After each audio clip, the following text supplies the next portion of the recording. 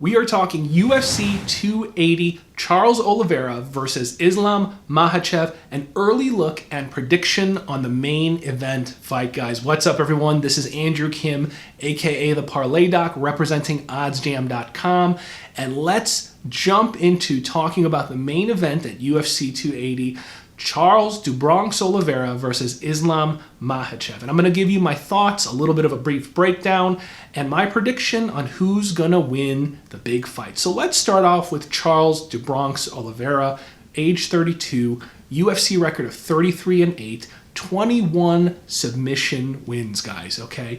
I love the guy. I love Oliveira, watching him as a fighter, because you know it's going to be an exciting fight. Now, let's take a look at some of the metrics and some of the stylistic edges that Charles may have, okay? So when it comes to reach, Charles is going to have a reach advantage, 74-inch reach versus 70.5 inches for Islam.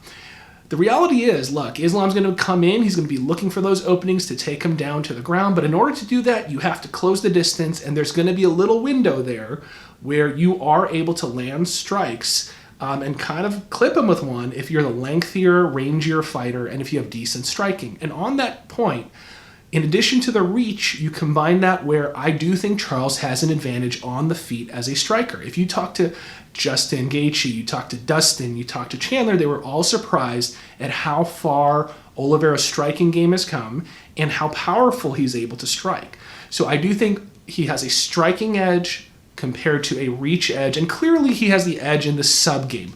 And I'm being very specific. I didn't say on the ground as a whole, because wrestling, grappling, top control, Islam's got that on lock, guys, okay? But the sub game, being dangerous off the back, and striking and reach, I am going to give an edge to Charles. Now let's talk about how these guys have gotten to this point in their careers. Let's talk about their records. We know Charles has fought the best of the best, top elite opponents, and he has gone to war, okay?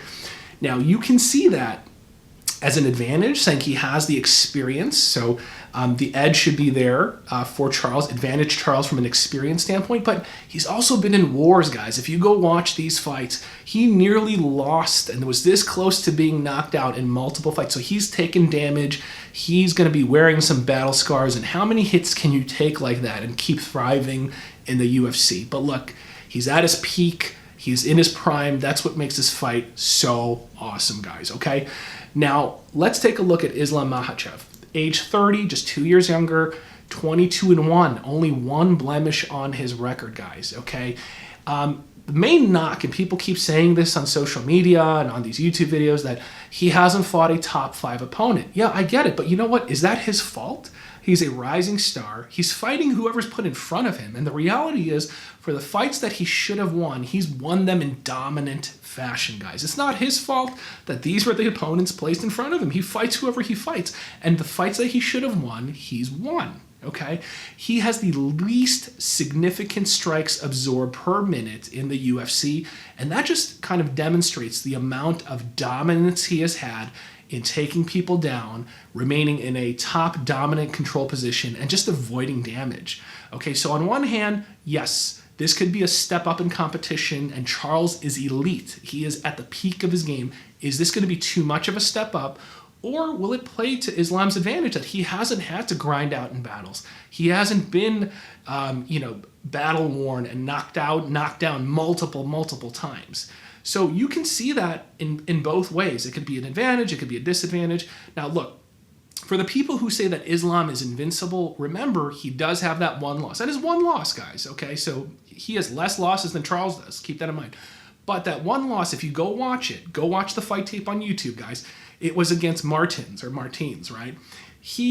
Islam went in for this looping hook, lost his balance, overextended with a sloppy strike, overextended himself, kind of stumbled forward, boom, gets knocked out with a huge hook for a massive knockout. Now, since then, he's won 9 in a row, okay? So we can't just look at that and be like, see, he's vulnerable. He's tightened things up. His striking defense is a little better. His striking itself has gotten better. But it shows you that that's not the prime focus of his game, but he's always been willing to bang at times. So is he going to choose to stand and bang with Charles? And if he does that, I think that's a mistake, and that's going to be advantage Charles, okay? Because I do think he's the crisper striker, more powerful striker, in my opinion at least.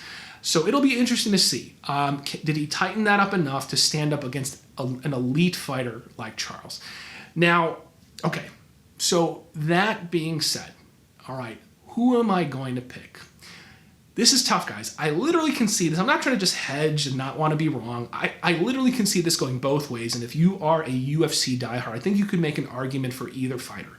I can see Islam being in a top dominant position, and maybe he's just too damn strong. And as dangerous as Charles can be on the ground, maybe Islam is going to wear him out and just grind out and steal rounds by control, okay? And at some point, maybe wear him out with some ground and pound in round 4, round 5, but we know that Oliveira's got a good gas tank, can go 5 rounds. But I can see that playing out. I can see a decision victory for Islam here, okay? I think Charles has shown that he can absorb damage, come back, and win a fight that maybe a ground and pound finish, but I see a decision victory for Islam. And Islam, what I like about him is he's disciplined for the most part. He doesn't care about style points. He doesn't care if the boo birds come out and boo him. He is willing to do whatever it takes in a singular focus to win the match, even if that means boring, grinded out, top control, and just wearing you out for 5 rounds. So I can see that totally happening. But again, for all the factors that we talked about, Charles's experience, I do think that means something. I don't think it's meaningless. Charles has an advantage on the feet. I think he has an advantage in the sub game, and maybe he can figure out what to do, on his back. I think he has more paths to victory. The devil's advocate argument is if you're so dominant in one method of victory, it doesn't matter. You don't need multiple methods of victory. But I think he has more multiple paths to victory. He has the experience. He has the reach. He has better striking, in my opinion.